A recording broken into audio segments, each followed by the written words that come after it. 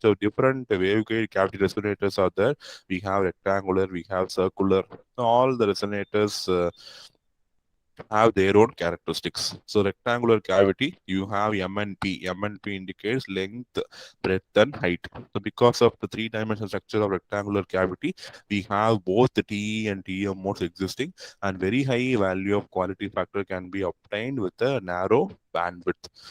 And you can couple the transmission line through the probes or loops or apertures. The cavity fields can be large at resonance when you compare to the input value. At resonance, you can expect the field to be maximum. The resonating frequency depends on, see here, MNP. M and P are the mode numbers. ABD are going to be the dimensions of a rectangular cavity: length, width, and height.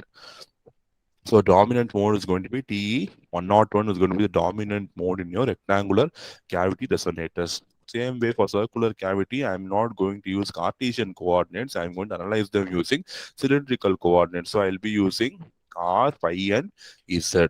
R is going to be the radius of the cylinder, phi is going to be the phase angle, Z is going to be the height of the cylinder. So same way for rectangular cavity, how did we have the formulas for resonant frequency? We have for circular cylindrical cavity also FR value in terms of a TE mode and TM mode. And here we'll be using Bessel function. X dash indicates modified Bessel function and X indicates the Bessel function coefficients using which you have to calculate the resonant